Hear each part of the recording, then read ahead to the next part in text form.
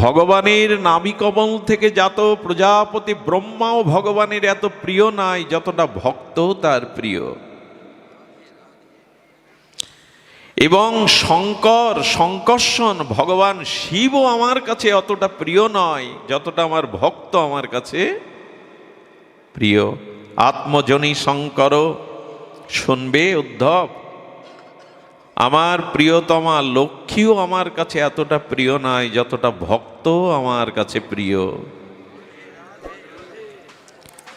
ভক্তবৎসল ভক্তবিঘ্ন নাশকারী নৃসিংহদেব যখন তেজমূর্তিতে প্রকট হয়েছিলেন, সমগ্র পৃথিবী নৃসিংহদেবের তেজদীপ্ত অগ্নিতে যেন পৃথিবী পুড়ে ছারকার হয়ে যাওয়ার অবস্থা। দেবতারা শঙ্কিত হলেন, ব্রহ্মাদি দেবগণ এসে স্তুতি করতে লাগলেন, কিন্তু নৃসিংহদেবের সেই ক্রোধ তেজ তারা প্রশমিত করতে না পেরে কমলা দেবী লক্ষ্মীকে সামনে পাঠালেন, কিন্তু লক্ষ্মীর দিকে ফিরেই তাকাননি ভগবান।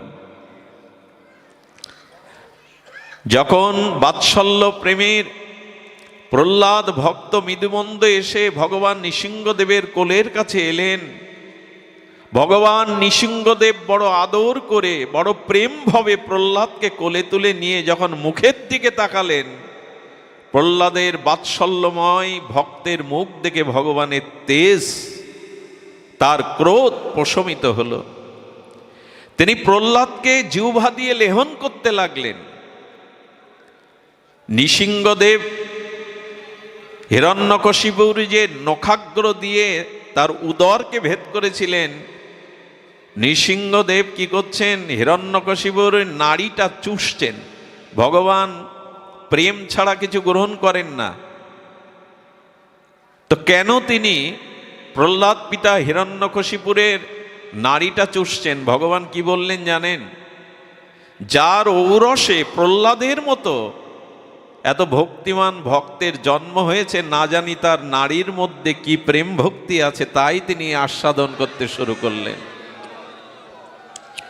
ভগবান প্রশমিত হলেন, স্নেহবৎসল ভগবান লেহন করতে লাগলেন জিহ্বা দিয়ে প্রহ্লাদের শ্রীঅঙ্গ। কতটা প্রিয়, লক্ষ্মী দেবীর সামনে তার দৃষ্টিতে আসেনি।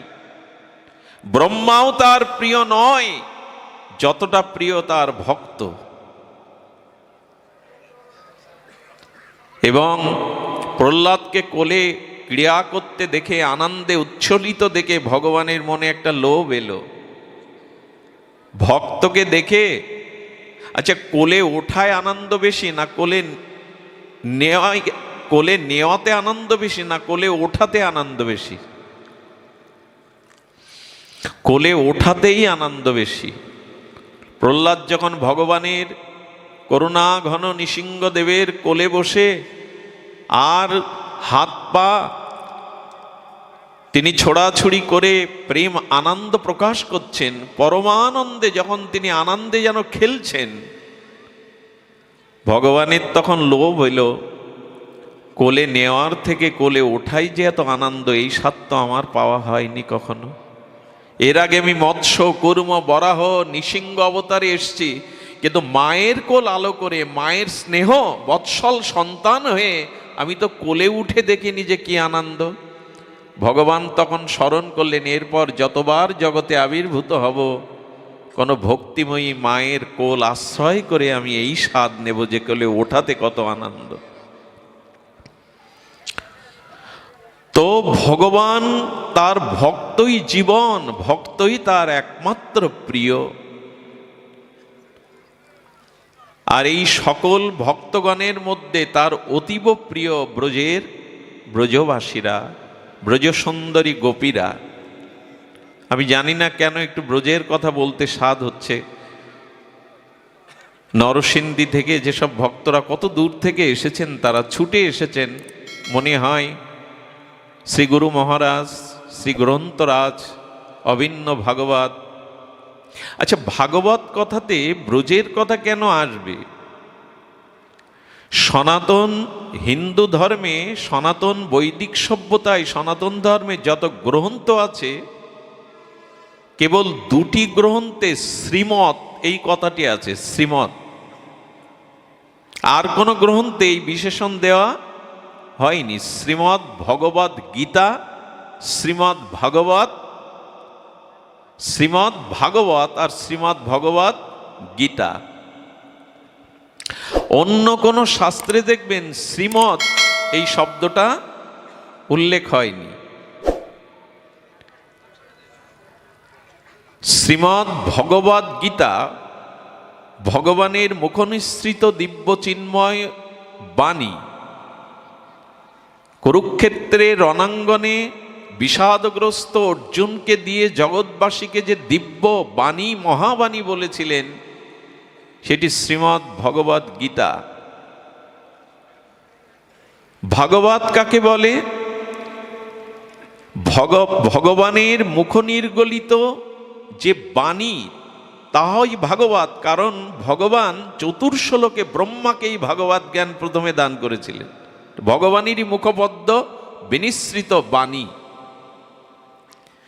ব্যাসদেব যখন ভাগবত লিখলেন, ভগবানের চরণে নিবেদন করলেন আপনার অভিন্ন স্বরূপ, কলিযুগের ভাস্বর ভাস্কর সূর্য স্বরূপ। এ ভগবান, আমি ভাগবত গুরুদেবের প্রেরণায়, দেবর্ষী নারদের প্রেরণায়, আপনার কৃপা শক্তিতে এই ভাগবত রচনা করেছি। রাধারানী পাশে বসেছিলেন। রাধারানীর বদনটা অপ্রসন্ন, খুব ধ্যান দিয়ে শোনেন, অপ্রসন্ন বদন রাধারানীর। বললেন, হে করুণাময়ী, হে কৃপাময়ী, আপনার বদন কেন প্রসন্ন নয়? এই ভাগবতকে আপনাকে প্রসন্নতা দান করবে না? রাধা ঠাকুরানী বললেন, আপনার ভাগবতে আমার নামই তো নেই। ভাগবতে রাধারানীর নাম কোথাও উল্লেখ নাই। ব্যাসদেব চিন্তা করলেন, রাধা শক্তি তো লাদিনী শক্তি। রাধারানী হলেন শক্তি, গোবিন্দ হলেন শক্তিমান। শক্তি ছাড়া শক্তিমানের শক্তিত্ব থাকে না। থাকে কি? শক্তি দেয় বলেই তো তুমি শক্তিমান, ধন আছে বলেই তো তুমি ধনবান, রূপ আছে বলেই তো তুমি রূপবান। শক্তি না থাকলে শক্তিমানের কোনো ক্রিয়া, পাওয়ার হাউস থেকে বিদ্যুৎ না থাকলে এই বাল্বগুলো, এই মাইকটা আর বাজবে না। তেমনি রাধারানী হলেন গোবিন্দের লাদিনী আনন্দদায়িনী শক্তি। গোবিন্দ শক্তিমান, রাধারানীর নাম নাই। নাম নাই তার কারণ আছে। সুখদেব গোস্বামীর মতো মহাভাগবত প্রেমিক, এই আত্মতত্ত্ব যিনি পরমহংস কুলতিলক, তার জিহ্বায় যদি একবার রাধা নাম প্রেম ভরে উচ্চারণ হয়, উনি প্রেমে মূর্ছিত হয়ে পড়ে থাকবেন। ম্রিয়মান পরীক্ষিতের যে 7 দিন পরমায়ু, তাকে আর কৃষ্ণ কথা। আচ্ছা, আমি যদি এখন ভাবাবেশে এখানে মূর্ছিত হয়ে পড়ে যাই, হরি কথার বিঘ্ন হবে কি না? নিজের ভাবের থেকে, নিজের প্রেমের থেকে একজন ম্রিয়মান মুমুষ্য, তাকে কৃষ্ণচরণ পাওয়ানোর জন্য হরিকথা বলা তো প্রয়োজন। এই জন্য রাধা নাম উনি মুখে নিচ্ছেন না। তো ধ্যান দিন, রাধারানী অপ্রসন্ন হলে, কারণ কে রাধারানী? একটু ধ্যান দিয়ে শুনুন কথাটি। কেন শ্রীমৎ ভগবদ গীতা এবং শ্রীমৎ ভাগবতম, কেন এই শ্রীমৎ দেয়া হলো? দেখেন, শ্রীমন আছে, যেমন শ্রীমন নারায়ণ, শ্রীমন শব্দটা ব্যবহার হয়, শ্রীমন নারায়ণ। কিন্তু শ্রীমৎ এটা একমাত্র গীতাতে আর ভাগবতে ছাড়া অন্য গ্রন্থে প্রয়োগ হয় না। কেন হয় না? ভগবান সৃষ্টি স্থিতি প্রলয় করেন কিনা? সৃষ্টি স্থিতি প্রলয়ের অধিকর্তা ভগবান। কিন্তু সৃষ্টি স্থিতি প্রলয় অধিকারী ভগবানকেও যিনি কৃপা বা শক্তি দান করেন, ইনি রাধারানী।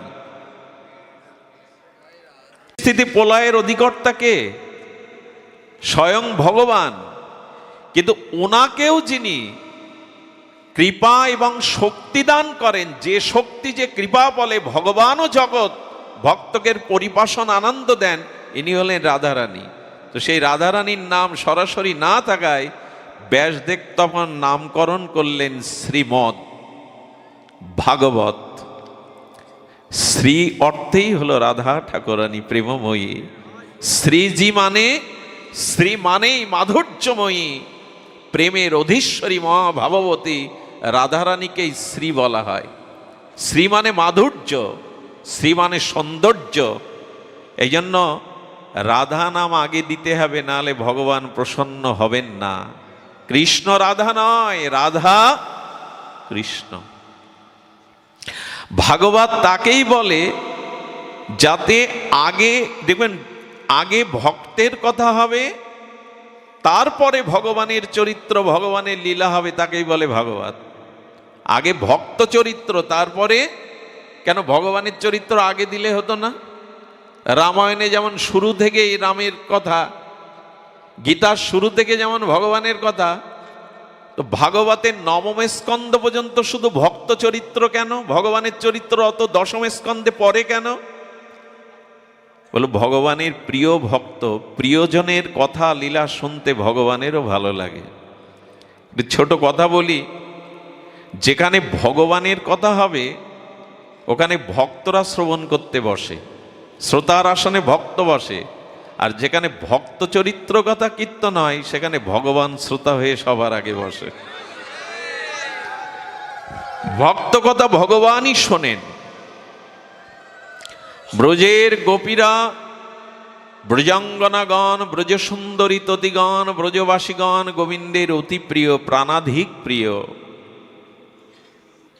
কারণ ব্রজের সকলেই ভগবানকে সর্বস্ব দিয়েছেন, যা ভগবানও দিতে পারেননি।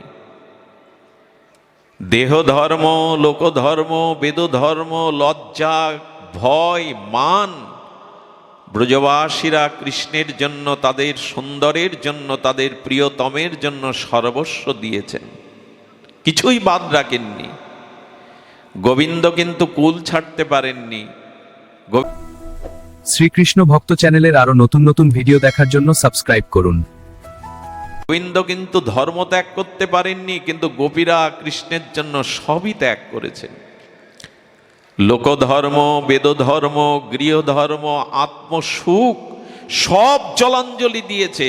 এটাই তো বলে সমর্পণ, এটাই তো বলে আত্মনিবেদন। আমরা পারিনি, আমরা ভগবানকে সর্বস্ব দিতে পারিনি, অর্পণ করতে পারিনি। আমার আমার বলে আমরা নিজে জড়িয়ে ধরে রেখেছি।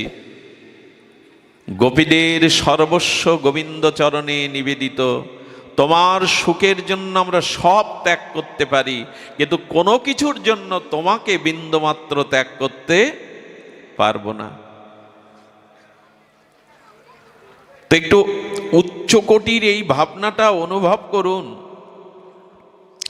অহৈতুকী ভক্তির ভক্তের কাছে ভগবান বশীভূত, দ্রবীভূত, বিগলিত হয়ে যান। আর এই ভক্তদের সর্বোত্তম অন্যতম রাধা ঠাকুরানী, শ্রীকৃষ্ণ প্রেমের পূর্ণ পূর্ণিমা, শ্রীকৃষ্ণ প্রেমের পূর্ণ প্রতিমা, শ্রীকৃষ্ণ প্রেমের ঘনীভূত প্রেমময়ী ভাবময়ী লাদিনী মূর্তি রাধা। সেই রাধারানী গোবিন্দের কত প্রিয়, তার প্রেম অধীনতা গোবিন্দ কিভাবে স্বীকার করেছেন গীত গোবিন্দ কবি জয়দেব তুলে ধরেছেন। এই শ্লোকটি বড় আদরের, এই শ্লোকটি একটু ধ্যান দিয়ে শ্রবণ করুন। রাধারানী গোবিন্দের কত প্রিয়, এই শ্লোকটি গীত গোবিন্দে ভক্ত রসিক কবীন্দ্র কবি জয়দেব লিখতে পারেননি, লিখতে গিয়ে থেমে গিয়েছিলেন। কিন্তু জয়দেবের রূপ ধরে স্বয়ং ব্রজেন্দ্র নন্দন, অরিন্দম মনোহর, ত্রিভঙ্গ মোরারি গোবিন্দ নিজে হাতে লিখে দিয়ে গেছিলেন গীত গোবিন্দের এই শ্লোক। ভগবানের নিজে হাতে লেখা এই শ্লোক। রাধারানী মানবতী হলে মানিনী রাধারানী, মানবতী রাধারানীর মান প্রসাদনের জন্য গোবিন্দ রাধারানীর চরণের কাছে বসে পড়তেন। সমপর্যায়ে বসতেন না, রাধারানীর চরণে বসতেন। চরণে বসে চরণের দিকে দৃষ্টি দিত গোবিন্দের। প্রেমময়ী ভাবময়ীর চরণ দুখানা গোবিন্দ প্রথমে হাতে তুলে নিতেন। করপল্লবে প্রেমময়ীর চরণ দুখানা দেখতে দেখতে গোবিন্দের চোখ ঝাপসা হয়ে যেত। বিন্দুবন্ধু প্রেমশ্রু রাধারানী প্রেমময়ীর চরণে পতিত হতো। গোবিন্দ চরণ দুখানা নিয়ে হাতে নয়, মাঝে মাঝে আপন বক্ষে চেপে ধরতেন। একটি অনুরোধ করি, এখানে রাধারানীকে কোনো রক্ত মাংসের কোনো যুবতী রত্ন কল্পনা করে একথা শুনবেন না। রাধারানী কোনো যুবতী রক্ত মাংসের আমাদের মতো জড়া প্রকৃতির শরীর নয়। কৃষ্ণ প্রেমটাই রাধা, তারা দুই নয়। অগ্নি এবং তার দাহিকা শক্তি যেমন ভিন্ন করা যায় না, জল থেকে যেমন শীতলতা আলাদা করা যায় না, অগ্নি থেকে তার তাপ যেমন আলাদা করা যায় না, চিনি থেকে যেমন তার মিষ্টতা আলাদা করা যায় না, গোমাতার দুগ্ধ যেমন তার রং শ্বেতশুভ্র সাদা রঙকে আলাদা করা যায় না, তেমন গোবিন্দ থেকে রাধারানীকেও ভিন্ন ভাবা যায় না। তো সেই রাধারানীর চরণ দোখানা গোবিন্দ হৃদয়ে নিয়ে কি বলছেন?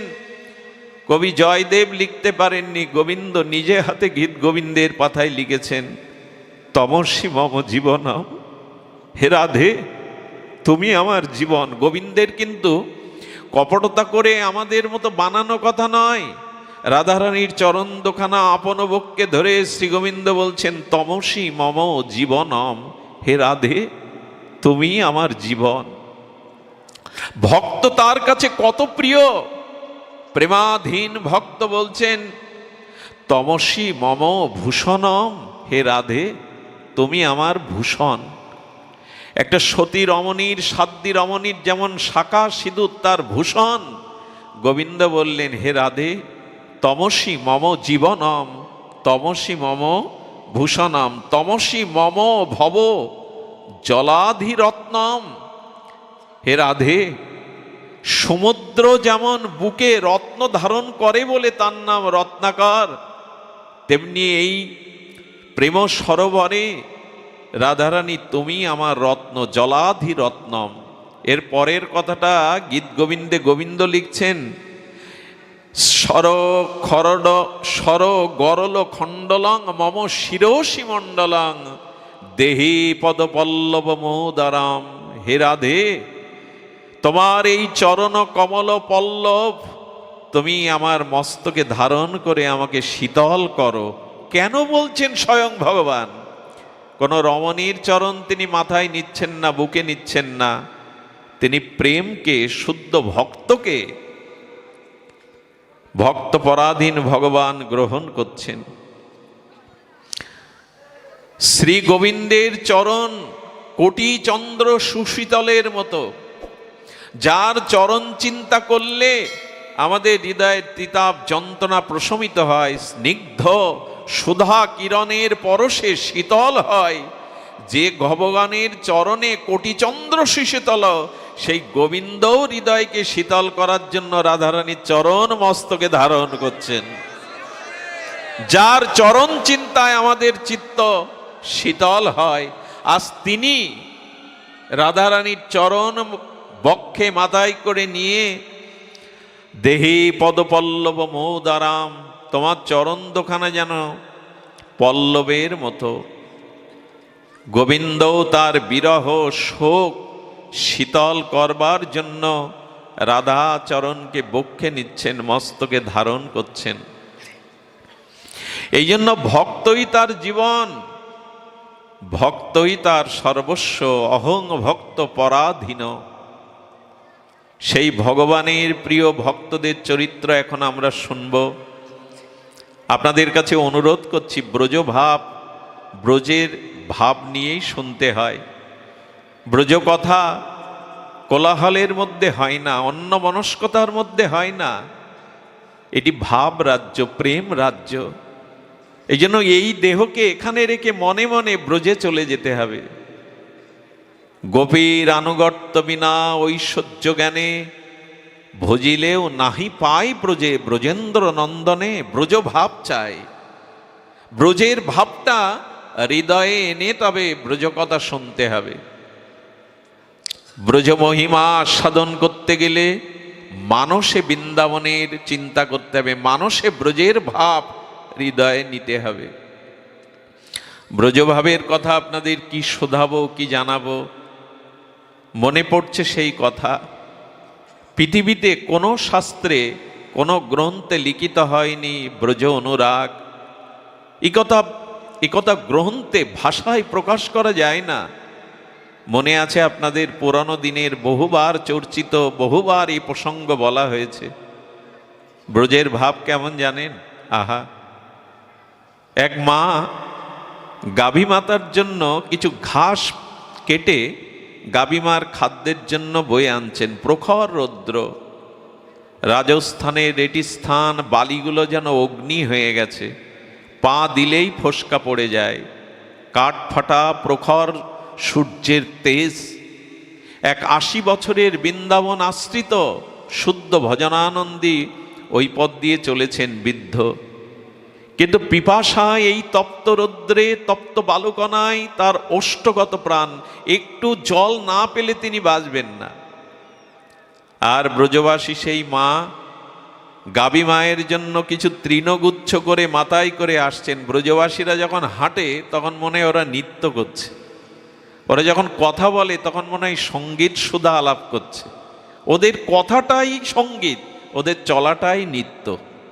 দেখবেন যারা বৃন্দাবনে যেমন ব্রজবাসী যারা, ওরা যখন চলে মনে হয় নৃত্য করে চলছে, ওদের চলাটাই নৃত্য, বলাটাই সুরসঙ্গীত। বাবাজি মহারাজ সেই ব্রজবাসী মাকে দেখে বললে, লাডলি পিপাসা কা পানি মিলেগা, মানে পিপাসার জল একটু পাওয়া যাবে? বাবাজির দিকে তাকিয়ে এই ব্রজবাসী মা বলছে মাথায় বোঝা নিয়ে, ইহা সে পানি নাহি মিলেগা, দূর গাঁও সে জানা পড়েগা। বাবা, ওই বহু দূরের যে গ্রাম, ওইখানেই পানি মিলবে, মানে জল মিলবে। ব্রজবাসীতে জলকে ওরা পানি বলে, তো বহু দূরে মিলবে। বাবাজি পড়ে গেছে, পড়ে গিয়ে বলছে, হারাদে হে করুণাময়ী, এখানেই বুঝি আমার দেহ অবসান, তোমার চরণে এখানেই চিরদিনের মতো আমি বিশ্রাম পাবো, আর আমি এক পাও চলতে পারবো না, বাঁচবো না। যেই বলেছে আর আমি বাঁচবো না, হে রাধে, ব্রজমা কিছু পা এগিয়ে গিয়েছিল, পেছনে এসে বোঝাটা নামিয়েছে। নামিয়ে বললে, বাবা খুব পিপাসা, খুব পিপাসা লেগেছে। হ্যাঁ রে মা, একটু জল ছাড়া আমি বাঁচবো না। বাবা খুব পিপাসা লেগেছে? বলে, হ্যাঁ রে মা, আমি জল ছাড়া এক বিন্দু আর এক মুহূর্ত বাঁচব না। পৃথিবীর কোন শাস্ত্রে লেখেনি এমন কথা। ওই ব্রজ যুবতী মা বুকের বসন সরিয়ে দিলেন, তার স্তনের বিন্দু বিন্দু অমৃত দুগ্ধ বাবার ঠোঁটে পড়তে লাগলো। ওই অমৃত দুগ্ধ ঠোঁটে পড়লেই তিনি প্রেমে মূর্ছিত হয়ে পড়ে গেলেন। যখন বাবাজির চেতনা ফিরল, তখন ব্রজমা যে পথ দিয়ে ধোলায় চরণ অঙ্কিত হয়েছে ওখানে গড়াগড়ি দিচ্ছে, আর বলেছিল, মা রে, আমার এ জন্মের না, আমার অনন্ত জন্মের পিপাসা আজ নিভে গেল, পিপাসা আজ বুঝি সম্পন্ন হলো। এটি কি কোনো শাস্ত্রে লেখা কথা? লেখা নয়। শ্রীধাম বৃন্দাবনে বড় পণ্ডিত বাবা শুনিয়েছিলেন রাধা কুণ্ডে বসে। এই হলো ব্রজবাসীরা। এদের প্রেম জগতে কোনো গ্রন্থে লিখে বলে বর্ণনা করে শেষ করা যাবে না। এক বুড়িমা বসে আছে বারান্দায়, দরজাটা খুলে বসে আছে। কেন জানেন? এই ঘর বেঁধেছি, এই সংসার রচনা করেছি, আমার গোপাল এই ঘরে আসবে বলে। বসে বসে বুড়িমা চিন্তা করছেন, গোপাল এলো, নূপুর ধ্বনি তুলে সেই গোপাল এলো আমার ঘরের ভিতরে, এই তো প্রবেশ করলো। মনে মনে ধ্যান করছে। ওদের চিন্তা, ওদের ভাবনা, ওদের মনন গোপালকে নিয়ে, গোপালের সুখের জন্য। গোপাল এলো, ঘরে কিছুটা ননি খেলো, ছড়ালো, আর ননি ভাণ্ড নিয়ে গোপাল দৌড়াচ্ছে। ওই চোখ বন্ধ করেই ভাবতে ভাবতে গোপাল ধর, গোপাল ধর, গোপাল ধর বলে দৌড়াচ্ছে। এক বাবা বলছে, ওমা সামনে তো কেউ নেই, কাকে ছুটছো দৌড়ে ধরবে বলে? চোখ খুলে বুড়িমা বলছে, ও আমি তো ধ্যানে ধ্যানে মনে মনে চিন্তা করছিলাম গোপাল দৌড়াচ্ছে। সেই বৃদ্ধ বাবা ব্রজমাকে প্রণাম করে বললে, ধন্য মা তোমাদের প্রেম, তোমরা মনে মনে ভাবতে ভাবতেই দৌড়াচ্ছ গোপাল সামনে। এই হলো সংসারের সর্বোত্তম প্রাপ্তি। সংসারে শরীর পড়ে থাক, সংসারে কর্ম সংসারে থাক, কিন্তু মনটা যেন গোবিন্দের চরণে থাকে। মনও যদি তাকে না দেই, সংসারে যদি মন প্রাণ ধন ঐশ্বর্য সব সংসারকে দেই, বড় ঠকে যেতে হবে, অনেক জন্ম ঠকতে হবে। এই জন্য গোবিন্দ আমাদের কাছে অন্য কিছু চাননি, মনমনা ভব, তোমার মন আমায় দাও। শরীরটা সংসারে রাখো, কর্ম সংসারকে দাও, কিন্তু মনটা কাউকে দিয়ে ঠকে যেও না, মনটা কাউকে দিয়ে দুঃখের কারণ হয়েও না, মনটা আমাকে দাও। ভগবানকে মন না দিতে পারলে অভিশাপ ঘুচবে না, এই পুনঃ পুনঃ জন্মচক্র ঘুচবে না। এই জন্য আসুন আমরা ব্রজভাবটি একটু আস্বাদনের করার জন্য মনটাকে প্রস্তুত করি। এখানে বসেও কিন্তু আপনি ভাবরাজ্যে যেতে পারবেন না যদি আপনার মন প্রবেশ না করে। এই জন্য আমরা আজ ব্রজভাবের একটা অপূর্ব লীলা শুনব, যে লীলাটি ইতিপূর্বে আমি আপনাদের সামনে কখনো আলোচনা প্রসঙ্গে আনিনি। কেন জানি মন চাইছে রাধারানীর এই পরম লীলাটি একটু আস্বাদনে কৃপা করুন, করুণা করুন, চরণধূলি দিয়ে সিক্ত করুন, যাতে ব্রজভাব ব্রজ মাধুর্যকে হৃদয়ে ধারণ করে তার কথা তার লীলা তিনি প্রকাশ করিয়ে নেন। জটিলার মন্দিরে নিভৃত কক্ষে বসে আর প্রভাতকালে বিষভানু রাজনন্দিনী প্রেমময়ী রাধারানী ভাবছে। খুব ধ্যান দিন, এবার কথার দিকে ধ্যান দিতে হবে। মনে মনে চলে যান শ্রীধাম বৃন্দাবনে জটিলার মন্দিরে নিভৃত কক্ষে প্রেম ভাববতী রাধা ঠাকুরানী প্রভাতে যেন কি ভাবছে। ওইখানে চলে যান, রাধারানীর মুখবদনটা, কমল বদনটা, প্রেমময়ীর বদনটা দেখুন। ভাবছে কার কথা জানেন? শ্যাম সুন্দরের কথা। রাধারানীর স্বপনে শয়নে জাগরণে শ্যাম সুন্দরের সেবা ভাবনা ছাড়া, তার সুখ ভাবনা ছাড়া রাধারানী অন্য কোনো ভাবনা ভাবতে শেখেননি, জানেনও না। কেমন জানেন? নয়নে বচনে সকল কর্মে সকল মননে সকল হৃদয় তন্ত্রে রাধারানীর শ্যাম সুন্দরের মহিমা চিন্তন হয়, অনুরণন হয়। শব্দগুলোর দিকে ধ্যান দিন। নয়নে বচনে, রাধারানীর নয়ন শ্যাম সুন্দরকে ছাড়া জগতে আর কিছু দেখে না। রাধারানীর বচনে শ্যাম সুন্দরের কথা ছাড়া অন্য কথা বলে না, শ্যাম ছাড়া অন্য কথা বলে না। নয়নে বচনে সকল কর্মে সকল মননে সকল হৃদয় তন্ত্রে মঙ্গলময় গোবিন্দের ভাবনায় বাজে রাধারানীর, অন্য ভাবনা আসে না। রাধারানী নিভৃত কক্ষে জটিলার মন্দিরে বসে আর তিনি প্রভাতকালে ভাবছেন। এমন মুহূর্তে রাধারানীর স্বতন্ত্র চারজন প্রিয় সখী এলো। শ্যামলা, সরলা, মঙ্গলা এবং বিমলা। এরা কারা? এরা রাধারানীর স্বতন্ত্র সখী। স্বতন্ত্র মানে একটু ধ্যান দিতে হবে। আগেই বলেছি কোলাহলে ব্রজের মধ্যে যাওয়া যাবে না। মহাপ্রভু পর্যন্ত বৃন্দাবনে যাননি একবার। কেন জানেন? যার সাথে লোক হয় লক্ষ কোটি, বৃন্দাবনে যাওয়া নহে পরিপাটি। সনাতন বলেছিল প্রভু হই হুল্লোড় করে বৃন্দাবনে যাওয়া যায় না, একা যাও, পারলে একজনকে সাথে নিয়ে ভাবের মধ্যে দিয়ে যাও। আজকাল মানুষ বাছে করে শত শত লোক নিয়ে বেড়ানোর ভঙ্গিমা নিয়ে খেয়ে দিয়ে বৃন্দাবনে যায়, এতে কিছু পাওয়া যায় না। হ্যাঁ, বৃন্দাবনে গেলে একটা কৃপা হয় বটে, তবে মহাপ্রভুর নির্দেশ ওভাবে যাওয়া নাই। প্রেম নিয়ে যাও, বুকে হাহাকার নিয়ে যাও, চোখে জল নিয়ে ব্রজে যাও। ওখানে বেড়ানো চাড়ানো হই হুল্লোড় খাওয়া দাওয়ার জন্য নয়, ওখানে চোখের জল নিয়ে নাও, ব্যাকুলতা নিয়ে যাও। ব্রজের রাখাল বলে দেরে কোথায় আমার গোপাল? যমুনা, তুমি বলতে পারো এখন কোন লীলায় কোথায় আছেন? হে বৃক্ষগণ, তোমরা তো মনি ঋষি, তোমরা বলে দাও না রাধা মাধবের কোন লীলা কোথায় হচ্ছে? এই হাহাকার চাই, তৃষ্ণা চাই। বৃন্দাবনে কখনো হোটেলে ওঠা, হোটেলে খাওয়া, জামা কাপড়, কাছানো জামা কাপড় পরে ছবি তোলা, এটা বৃন্দাবন নয়, এটা প্রেমের রাজ্য। ওইখানের মহিমা হলো ধুলো মাখা, ব্রজের ধুলো মাখা। ওইখানে ধুলির বড় মহিমা, ওখানে ব্যাকুলতার মহিমা। রাধারানীর সম্মুখে শ্যামলা, বিমলা, সরলা, মঙ্গলা তার স্বাতন্ত্র সখী। স্বাতন্ত্র কেন জানেন?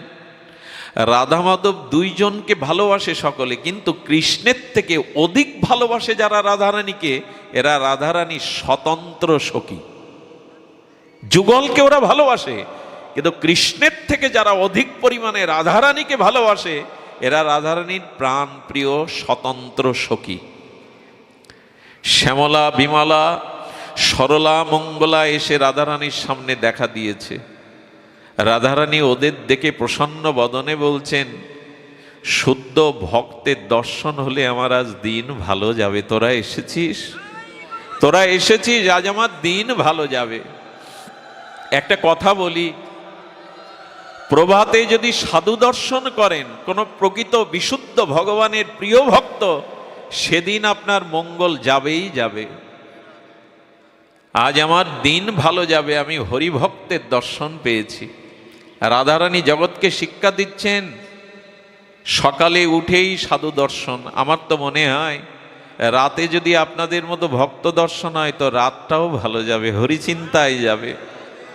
সাধু দর্শনেই শোক দূরে যায়, তাপ জুড়ে যায়, সংসারের মলিন জঞ্জল বিষয় চিন্তা মন থেকে বিদূরতে হয় সাধু দর্শন করলেই। দর্শনে পবিত্র করো এই তোমার গুণ।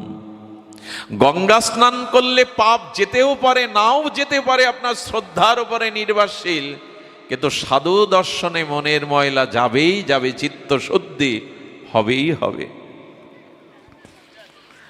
বিমলা, শ্যামলাকে রাধারানী আসন দিয়েছেন। এই জন্য ভক্ত আসলে কি করতে হয় দেখো, রাধারানী নিজে নির্মল আসন পেতে দিয়ে বলছেন, তোমরা এসেছো এই নির্মল প্রভাতে, তোমরা এসেছো, আজ আমার দিন বড় ভালো যাবে, বসো তোমরা। কি কারণে এলে? শ্যামলা, বিমলা, সরলা, মঙ্গলা বলছেন, হে ঠাকুরানী, হে রাধে প্রেমময়ী, আমরা তোমার মুখে আমাদের প্রাণনাথ ব্রজনাথের গতকাল নিশিবিলাসের কথা শুনতে এসেছে। খুব ধ্যান দিন, খুব অপূর্ব অপূর্ব এই তত্ত্বটি, এই লীলাটি। মানে গত রাতে প্রেম নিকুঞ্জ বিলাস মন্দিরে তোমার আর শ্যামসুন্দরের কি সেবা হয়েছিল আমরা শুনতে এসেছি তোমার কাছে। গত রাত্রের বিলাস সেবা কিরূপ আমাদের শোনাও। রাধারানী তখন খুব প্রসন্ন হয়ে বলছেন, তোমরা গোবিন্দ কথা শুনতে এসছো, প্রিয় পরমের কথা শুনতে এসছো। আচ্ছা, রাধারানীর মুখে যদি গোবিন্দের গুণগাথা হয় সেটা কেমন আস্বাদন হবে? রাধারানী তো প্রেম দিয়ে গড়া, প্রেমময়ীর মুখ দিয়ে যদি শ্যামসুন্দরের তার প্রিয়তমের কথা হয় সেটা কেমন হবে? প্রিয়জনের কথা, যে যাকে ভালোবাসে তার কথাটা দেখবেন। বিদেশ থেকে খোকা চিঠি লিখেছে মায়ের কাছে। মা লেখাপড়া জানে না, পড়তে জানে না। গ্রামের মাস্টার মশাইয়ের কাছে ছুটি গিয়ে বলছেন, আমার খোকার চিঠিটা পড়ে শোনান না মাস্টার মশাই। মা, তুমি ভালো আছো তো? তোমার কথা বড় মনে পড়ে মা। যখন এইসব কথাগুলো বলছেন, মা আনন্দে কাঁদছেন, চোখ দিয়ে তার বিন্দু বিন্দু জল পড়ছে। আচ্ছা, যে চিঠিটা পড়ছে তার এইরকম ভাব হচ্ছে তো, তার চোখে জল আসছে তো? মানে একই তো শব্দ, তার আসছে না কেন? হলো মায়ের মতো প্রীতি, মায়ের মতো মমতা মাস্টারমশায় নেই, এই জন্য ওই কথাগুলো মাকে ছুঁয়ে যাচ্ছে। তো যারা ভক্ত রাধারানীর কথা, তাদের ওই মায়ের মতো ছুঁয়ে যায়। যাদের রাধারানীর সাথে সম্বন্ধ আছে, প্রিয়তা আছে, এই জন্য হরিকথা সবার ভালো লাগে না, হরিকথাতে সকলে মন বসাতে পারে না। কারণ ভগবানকে না ভালোবাসলে হরিকথা প্রিয়তা আসে না, আবার হরিকথা না শুনলেও ভগবানের প্রতি প্রিয়তা আসে না। রাধারানী তখন বললেন, তোরা বড় উত্তম প্রস্তাব নিয়েছিস, আমার শ্যামসুন্দরের কথা শুনবি? তবে শোন, আমার শ্যামসুন্দরের কথা শোনার মতো আমি সোনার মানুষ পেলাম না। কথাটি খুব মার্মিক কথা বলছে, আমি সোনার মানুষ পেলাম না। রাধারানীর স্বতন্ত্র সখীরা বললেন, ভাগবত পাঠ হলে সহস্র সহস্র মানুষ যায়, আর তুমি বলছো হরিকথা সোনার মানুষ পেলাম না। এই হাজার হাজার লোক তো আপনারাই এসে গেছেন, সহস্র লোক। রাধারানী তখন কি বললেন জানেন? বলে, হ্যাঁ রে, হরিকথাতে হাজার হাজার সহস্র সহস্র লোক আসে, তবে কি শুনতে জানিস? কেউ রামায়ণের কথা শোনে, কেউ বা পুরাণের কথা শোনে, কেউ মহাভারতের কথা শোনে, কেউ বা ভাগবতের কথা শোনে, তবে সেটা সখাদের সাথে গোবিন্দের খেলা, কি মা যশোদার সাথে গোপালের বাৎসল্য লীলা। কিন্তু আমার প্রিয় পরম সুন্দর শ্যামকে হৃদয়ে প্রতিরূপে বসিয়ে সর্বস্ব অর্পণ করে আমার বধূর কথা কেউ শোনার মানুষ জগতে আমি পেলাম না। কথাটা আমি খুব দ্রুত বলে গেলাম। দেখবেন ভাগবত পাঠে হয়তো রামায়ণের কথা আসে, হয়তো মহাভারতের প্রসঙ্গ আসে, যদি বৃন্দাবনের কথাও আসে, সেটা সখাদের সাথে গোবিন্দের খেলা, তাই না, মা যশোদার সাথে তার লীলা। কিন্তু রাধারানীর মতো গোপীদের মতো গোবিন্দকে প্রতিরূপে সর্বস্ব অর্পণ করে পরম প্রতিরূপে এই যে সখী সাথে গোপী সাথে গোপীনাথের যে অপূর্ব প্রেমময় কান্তা ভাবের লীলা কথায় সোনার মানুষ জগতে বড় বিরল। রাধারানী বললেন, এই সোনার মানুষ তোরা শুনতে এসেছিস, আমার বড় আনন্দ হচ্ছে, তবে শোন, আমার বধূয়ার কথা, আমার বধূর কথা বলতে আমার বড় ব্যাকুল, কিন্তু কাকে বলবো? সত্যি কথা, দেখবেন আজকাল ভাগবত পাঠে এই গোপী আনুগত্যে ব্রজের রাগ ভক্তির কথা খুব কম হয়, এগুলি নেওয়ার শ্রোতা জগতে খুব কম। কারণ রাধা মাধবীর কথা বলতে গেলেই আমাদের মানস মনে যুবতী যুবকের জগতের ভাবটা, প্রাকৃত ভাবটা এসে পড়ার সম্ভাবনা থাকে। এই জন্য এ কথা সবখানে বলতে নেই, কেন জানি না। আজ এখানের পরিবেশটা একটু অন্য রকম লাগছে আমার কাছে। এসব শুদ্ধ ভক্তদের মাঝে এ কথা যদি না বলি আর কোথায় বা জানাবো। এই জন্য চলুন রাধারানীর মুখে তার প্রিয়তমের গত নিশির বিলাসকুঞ্জের কথা শুনি। এ কথা শুনতে গেলে পুরুষ অভিমান ছেড়ে দিতে হবে, গোপী আনুগত্যে গোপী ভাব নিতে হবে। খুব অদ্ভুত কথা বলছেন রাধারানী, শোন তবে। প্রাণবধূর কথা শোনার মানুষ পেলাম না, তোরা এসেছিস। এরা কেন বলছি জানেন? এরা রাধারানীর অত্যন্ত প্রিয়। কেমন প্রিয় জানেন? গোবিন্দ ব্যাকুল হয়ে রাধারানীকে অন্বেষণ করছেন, কোথা রাধা, ধ্যান দিন, কোলাহল করবেন না। তো সঙ্গে সঙ্গে এক রাধারানীর প্রিয় সখী তাকে দেখে বলছে, বলো না, বলো না রাধে কোথায়, বলো না প্রেমময়ী কোথায়। গোবিন্দ ব্যাকুল হয়ে গেছে। বললেন, দেখো তুমি ব্যাকুল হয়ে না শ্যাম, আমি রাধারানীকে মিলিয়ে দেব। রাধারানীকে শৃঙ্গার করে কুঞ্জ মন্দিরে রেখে আর শ্যামসুন্দরকে হাত ধরে নিয়ে গিয়ে ওরা যুগলে বসিয়েছে। গোবিন্দ রাধারানীকে পেয়ে এতটা প্রসন্ন হয়েছেন, সঙ্গে সঙ্গে নিজের গলার মালা খুলে ওই মঞ্জুরিকে পরাতে গেছেন। মঞ্জুরি বলছে, কানাই তোমার গলার মালা আমি পরব না। আচ্ছা, এমন হতে পারে আপনাকে যদি স্বয়ং গোবিন্দ নিজের গলার মালা খুলে দিতে যায়, আপনি বলবেন আমি নেব না? রাধারানীর এই স্বতন্ত্র সখী মঞ্জুরির ভাবনা দেখে বলছে, শ্যাম ও মালা আমি জীবনেও নেব না। বলি, কেন? আমি আমার গলার মালা তোমাকে দিচ্ছি, তুমি রাধারানীকে মিলিয়ে দিয়েছ। বললেন, রাধারানীর গলায় যদি প্রসাদী হয় তবেই নেব, তোমার প্রসাদী মালা আমরা ধারণ করি না। একটা কথা বলি, এরা রাধারানীর প্রতি কেন এত স্বতন্ত্র কেন জানেন? কোনো কালেই কৃষ্ণ প্রেম পাবেন না যদি রাধারানী কৃপা না করে।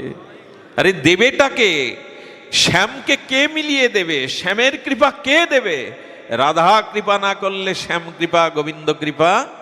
এই জন্য তো ব্রজবাসীরা হা রাধে রাধে বলে কেঁদে বেড়ায়। রাধে মিলে, রাধে শ্যাম মিলা দে, রাধে তুমিই মিলিয়ে দিতে পারো শ্যামকে, আর কেউ দিতে পারবে না।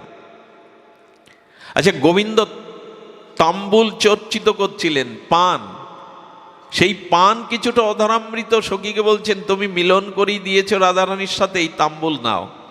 বলে, আগেই বলেছি রাধারানীর প্রসাদী ছাড়া আমরা জীবনে কিছু গ্রহণ করি না। বাবা, সেই সখীদের আজ রাধারানী গতনিশির বিলাস কথা বলছেন। আমি বারবার প্রস্তুতিটা ভূমিকাটা নিচ্ছি কেন জানেন? রক্ত মাংসের বুদ্ধি যেন আমাদের মনে না আসে, তাহলে অভিশাপ নামবে। ওইখানে রক্ত মাংসের বুদ্ধি করে একথা শুনলে হবে না। ওখানে প্রেমময়ের লীলা শুনতে হবে। রাধারানী বলছেন শোন। রাধারানী শুরু করেছেন, ওরে কাল নিকুঞ্জ প্রেম মন্দিরে বধূ আর আমি এক শয্যায় শয়ন করেছিলাম। জানিস রে, আমার বধূ পরশমণি। রাধারানী বললেন, আমার বধূ পরশমণি। ওরে শ্যামলা, ওরে বিমলা, আমি এমন ছিলাম না, আমার এত অনুরাগ ছিল না। আমার বধূ পরশমণি, বধূর ছোঁয়াতে আমি এত অনুরাগ পেয়েছি, এত প্রেমময় অনুরাগ পেয়েছি, আমি এমন ছিলাম না।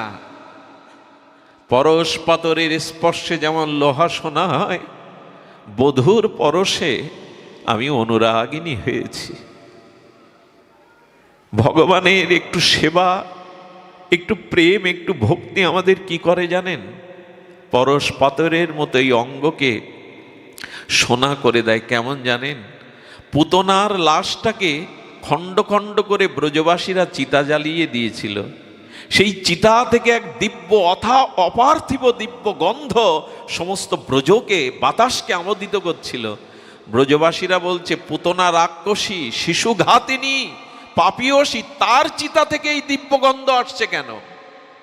পূর্ণমাসী দেবী বলেছিলেন, গোবিন্দকে কালকূট বিষ স্তনে করে পুতনা হত্যা করতে যায়, আর গোবিন্দ তার ওষ্ঠ দিয়ে, অধর দিয়ে পুতনার স্তনকে একটু স্পর্শ করেছিল। তাই গোবিন্দের অধরামৃত স্পর্শে পাপীয়সী পুতনার দেহটা দিব্য সুগন্ধময় হয়ে গেছে, সেই সুগন্ধের বাতাস বইছে। রাধারানী বললেন, আমি এমন ছিলাম না রে, আমার এমন অনুরাগ ছিল না। বধূর পরশমণির পরশে আমি অনুরাগিনী হয়েছি। একটি জিনিস দেখবেন, লজ্জার রং আলাদা হয়। কারো ভিতরে অনুরাগ, ভালোবাসা জন্মালে তার মুখ লাল হয়ে যায়, যায় না? অনুরাগের একটা রং আছে, খুব প্রীতি, খুব ভালোবাসা, খুব অনুরাগ ভেতরে এলে দেখবেন মুখটা লাল হয়ে যায়। অনুরাগের একটা রং আছে। রাধারানী বললেন, বধূর পরশে আমি এমন ছিলাম না রে, এখন যেমন দেখছিস আমার অনুরাগিনী হয়ে গেছে। রাধারানী বললেন, তার পরশ এই অনুরাগের ছোঁয়া পেয়েছে। আরো শুনবি তোরা? শুনুন আপনারা প্রাণ দিয়ে। বললেন, জানিস বধূ আমাকে পালঙ্কে রাখেনি সারা রাত, বধূ আমাকে পালঙ্কে রাখেনি। কোথায় রেখেছিল জানিস? পালঙ্কে আমার কোমল অঙ্গ ব্যথা পাবে বলে বধূ সারা রাত আমাকে হৃদয়ে রেখেছিল, পালঙ্কে রাখিনি। আগেই বলেছি, একথা শুনতে গেলে বাইরের দৃষ্টি দূরে সরিয়ে দিন। রাধা কৃষ্ণকে এখানে রক্ত মাংসের কিছু ভাবলেই কিন্তু অভিশাপ নেমে আসবে। খুব সতর্ক হয়ে শুনতে হবে। রাধারানী বললেন, বধূ আমায় এত ভালোবাসে, আমাকে পালঙ্কে রাখিনি, সারা রাত আমাকে হৃদয়ে রেখেছে। হৃদয়ে রাখার জিনিস তো রাধারানী, আমরাই শুধু তাকে হৃদয়ে নিতে পারলাম না। এ হৃদয়ে আছে অনন্ত জন্মের ভোগ বাসনা, কামনা, কাম, ক্রোধ। গোবিন্দ বলছেন, প্রেমময়ীকে হৃদয়ে নাও, আর কিছু হৃদয়ে রেখো না, বাধা হয়ে দাঁড়াবে। হরি কথা কেন শুনতে হয় জানেন?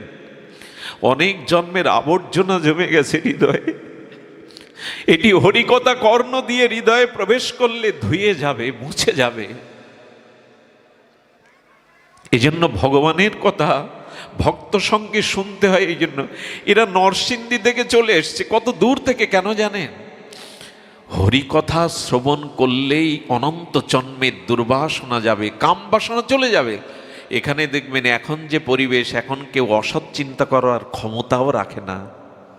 এর মধ্যে যারা বসেছেন না, যারা খুব একটু শ্রদ্ধা, বিশ্বাস, আনুগত্য নিয়েছেন হরিকথার, এর মধ্যে কোনো বিকার আসার সম্ভাবনা কারো নাই। এই জন্য সাধুমুখে হরিকথা জীবনের অন্যতম শ্রেষ্ঠ পাওয়া। ভগবানকে পাওয়ার থেকে সাধু সঙ্গে হরিকথা পাওয়া আরো শ্রেয়, আরো পরম। হরিকথা ভজন পাওয়াটা আরো পাওয়া। ওরে জানিস, সারা রাত বধূ আমায় বুকে করে রেখেছে। যেমন দেখবেন, সন্তান যদি প্রস্রাবাদি করে বিছানা ভিজিয়ে রাখে, অনেক মা তাকে বুকে করে সারা রাত কাটে, ওই ভিজে জায়গায় রাখে না, ভালোবাসে বলেই তো এমনটা হয়। রাধারানী বললেন, আমাকে পালঙ্কে রাখেনি রে, আমাকে সারা রাত হৃদয়ে রেখে দিয়েছে। এমনি করতে করতে কখন যে নিশি প্রহর, নিশি ফুরিয়ে গেল। ভোরের দীপ্ত আলোকে পূর্ব দিগন্ত যখন উদ্ভাসিত, তখন বধূ উঠল। বধূ আমাকে পালঙ্কে বসালো, বসিয়ে কি করলো জানিস? আপনারা ওখানে চলে যান, শ্যামসুন্দর জাবক হাতে নিয়েছেন। জাবক মানে আলতা। আলতা হাতে নিয়ে এক হাতে রাধারানীর কোমল চরণখানা রেখেছে। শ্যামসুন্দর রাধারানীর পায়ে জাবক পরিয়ে দিচ্ছেন, আলতা পরিয়ে দিচ্ছেন। হাতটা কাঁপছে। কাঁপছে কেন জানেন? ওই চরণের এত মধুরিমা, ওই চরণের এত মহিমা। সাক্ষাৎ গোবিন্দ ঠাকুরানীর চরণ দেখে তার চোখে প্রেমের জল ঝাপসা হয়ে যাচ্ছে, গাটা কাঁপছে। আলতা ঠিক মতো পরাতে পারছে না, বারবার চোখের জল মুছে আলতা রাঙায় রাঙিয়ে দিল রাধারানীর কোমল চরণ। যদি কখনো রাধারানীর চরণটা একবার চিন্তা করতে পারেন, চিত্তে প্রেম দেখা দেবে, ভক্তি দেখা দেবে। ওই চরণে আলতা পরিয়ে দিলেন। রাধারানী তখন বললেন শ্যামলাকে, আলতা পরাতে পরাতে বধূ কি করলো জানিস? বধূ আমার চরণের ধারে তার নাম শ্যাম নাম লিখে দিল। কেন নাম লিখছ বধূ, কেন তোমার নাম লিখছ?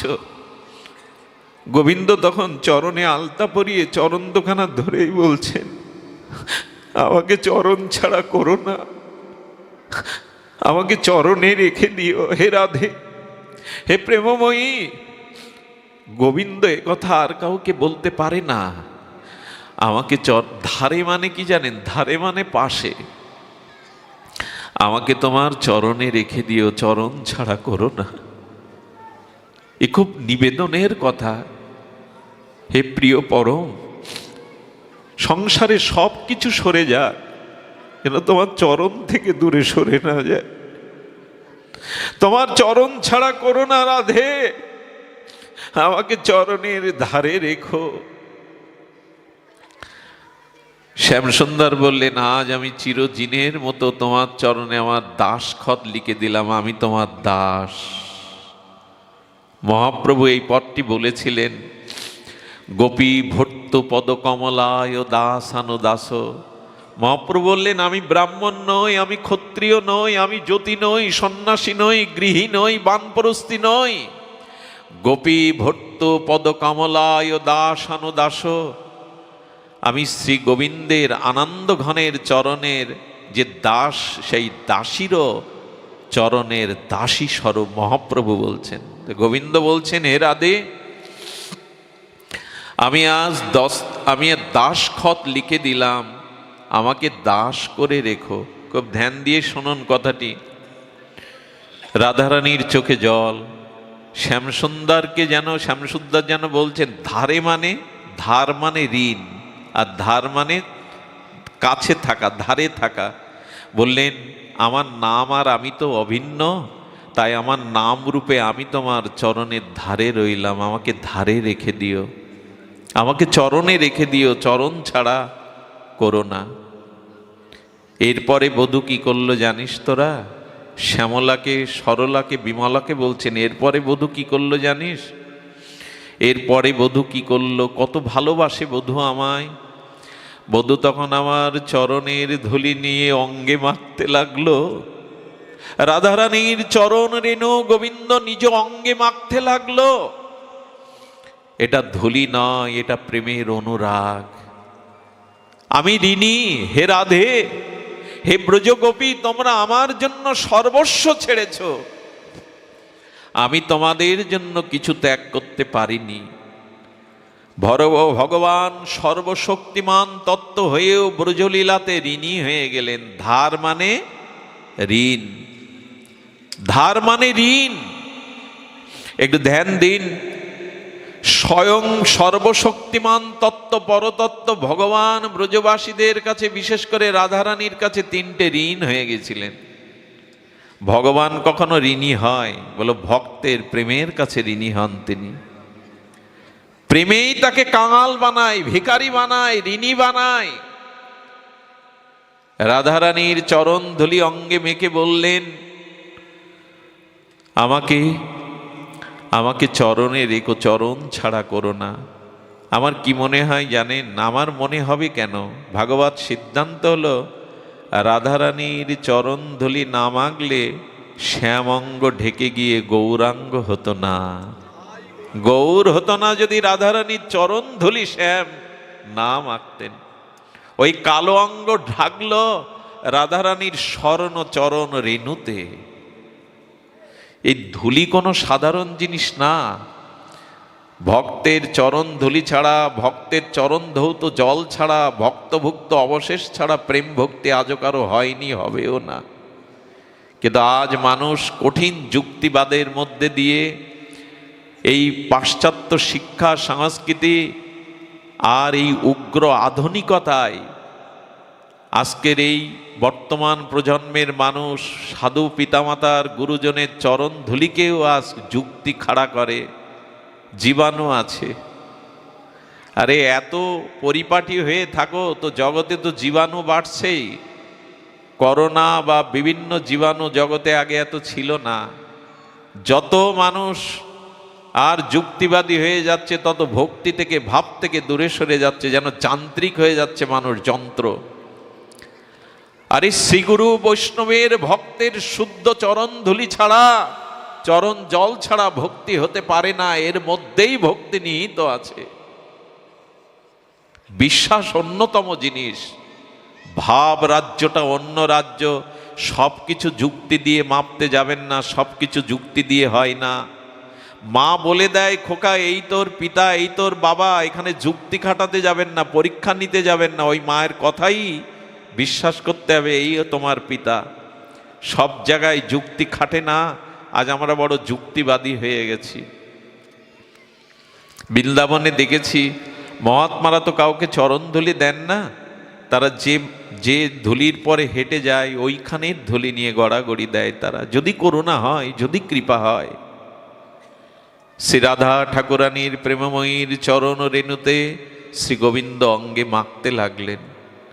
গত নিশির এই প্রসঙ্গ বলছেন, সখীগণ তখন বলছেন, শ্যামসুন্দরের আর এই বিলাস নিশির কথা শুনতে কেন আমাদের কোটি কান দিল না রাধে? এ কথা কি এই দুটি কানে শুনে পোষায়? এই দেখুন হরিকথা শ্রবণের লালসা বলছেন কেন কোটি কর্ণ দিল না। কই আমাদের তো এরকম মনে হয় না? আরো যদি কর্ণ পেতাম, আরো যদি এই অমৃত কথা শুনতে পেতাম। রাধারানী তখন বললেন, তোদের যেমন কোটি কর্ণ পাওয়ার ইচ্ছা হচ্ছে শোনার, আমারও বলবার জন্য যদি কোটি মুখ পেতাম, কোটি বদন পেতাম, তবু বধূর কথা বলে আমি হয়তো তৃপ্তি পেতাম। শুধু আগ্রহ আমাদের জাগলো না। তবে আপনাদের এই অঞ্চলটা জেগেছে বলতে হয়। আমি গোত্রহীন, পরিচয়হীন, নর্দমার কীট। আমার শিক্ষা নেই, আমার ভজনও নেই। তবে এত মানুষ এত রাত জেগে এমন নীরবে শুদ্ধ পরিবেশে হরিকথা শোনা, আমার মনে হয় এই অঞ্চলের মাটির কোনো গুণ আছে। এখানে পূর্বে কোনো সাধকদের আবির্ভাব হয়েছে, নালে হরিকথাতে মানুষের এভাবে জাগরণ হয় না। আজ ভাঙা, মকসিদপুর, টেকেরহাট, এই যে অঞ্চলগুলি আপনাদের, এই বৃহত্তম ফরিদপুর, বৃহত্তম মাদারীপুরের অনেক মনীষীর জন্ম, অনেক মহামানব এসেছেন, এটা তাদেরই ভজন প্রভাব। এইখানে আজও যে পরিবেশ, এটা সব জায়গায় কল্পনা করা যায় না। এই জন্য হরিকথা শোনার জন্য প্রার্থনা করবেন যেন দুই কানেই কোটি কানের তৃষ্ণা জাগে। রাধারানী বললেন, বধূর কথা বলতে গিয়ে আমারও মনে হয় কোটি বদন যদি পেতাম, কোটি মুখ যদি পেতাম, তাহলে হয়তো বধূর কথা কিঞ্চিত বলে আমার পিপাসা মিটত। যেদিন এমনি শ্যামসুন্দরের কথা বলতে গিয়ে শ্যামসুন্দর বললেন, রায় আমাকে ধার, আমি ঋণ তোমার কাছে। তো সেই তিনটে ঋণী হয়ে গেছিলেন গোবিন্দ ব্রজবাসীদের কাছে। সেই তিন ঋণ শোধ করবার জন্য সেই ব্রজেন্দ্র নন্দন ব্রজের কানাই আমার নবদ্বীপে শচী সিন্ধু গর্ম আজে গৌর হয়ে এলেন। কোন সেই তিনটি ঋণ, এটি বলেই আজ পাঠ বিশ্রাম রাখছি। শ্রী রাধায়া প্রণয় মহিমা কি দিশ। আহা, সরব দামোদরের কষ্টার এই বিখ্যাত শ্লোক, শ্রী রাধায়া প্রণয় মহিমা কি দিশ। অর্থাৎ রাধারানীর প্রেমটা কিরূপ এটা কৃষ্ণ বলছেন আমার জানা হয়নি। রাধারানীর প্রেমটা কিরূপ। শ্রী রাধায়া প্রণয় মহিমা কিদিশ বানাইয়ে বা সাধ্য আসাধ্য যেনা অদ্ভুত মধুরিমা কিদিশ বা মদিয়া। রাধারানীর প্রেমটা কেমন, রাধারানী আমাকে ভালোবেসে সর্বস্ব অর্পণ করে আমার কিরূপ মাধুর্য আস্বাদন করেছেন, আমার ওটা আস্বাদন করা হয়নি। সক্ষং চাস্যাং মাদান ভবত কিদিশ বেতি লোভাত তদ ভাব ভাড্য সমজনী শচী গর্ভ সিন্ধু হরিন্দু। এই তিনটি লালসা, এই তিনটি পিপাসা গোবিন্দের ব্রজে পূরণ হয়নি। কি সেটি? শ্রীরাধার প্রণয় মহিমা কেমন, রাধারানী যে গোবিন্দকে ভালোবাসে এই প্রণয়টা কেমন, এটা গোবিন্দের বোঝা হয়নি, উনি জানতে পারেননি। আর শ্রীরাধা আমার অদ্ভুত মাধুর্য আস্বাদন করে কি সুখ পেয়েছে, এটা আমার পাওয়া, আমার মাধুর্য দর্শন করে রাধারানী কি সুখ পেয়েছে এটা আমার পাওয়া হয়নি। এবং সেই যে আমার প্রতি তার প্রেম প্রীতি মাধুর্য, এই সুখটাও কেমন এটা আমার আস্বাদন হয়নি। এই তিন ঋণ পূরণ করতে, এই তিন স্বাদ পূরণ করতে উনি নবদ্বীপে শচী সিন্ধু গর্ভ মাঝে এলেন। কৈসন রাধা প্রেমা কৈসন মধুরিমা কৈসন ভাবেতি ভোর। এ তিন বাঞ্ছিত ধন ব্রজে না হইল পূরণ, ভাবিয়া না পাইল ওর। ভাবিয়া দেখুন মনে শ্রীরাধার স্বরূপ বিনে, এ বাসনা পূর্ণ কভু নয়। তাই রাধা ভাব কান্তি ধরি, রাধা প্রেম গুরু করি নদিয়াতে হলেন উদয়। রাধা ভাবকান্তি নিয়ে গৌর উদয় হলেন এই প্রেম আস্বাদনের জন্য। এই জন্য মহাপ্রভু এসে আর সেই রায় ঋণ শোধ করতেই বলেছিলেন, হে রাধে তোমরা যেমন আমার জন্য সর্বস্ব ত্যাগ করেছ, আমি নদিয়ায় গিয়ে শচী সিন্ধু গর্ভ মাঝে অবতীর্ণ হয়ে আমিও সংসার সুখকে জলাঞ্জলি দিয়ে আমিও তোমাদের মতো চোখের জলে হা রাধে হা গোপী বলে কাঁদব। আমি সারাটি জীবন হা রাধে হা গোপী বলেই কাঁদব।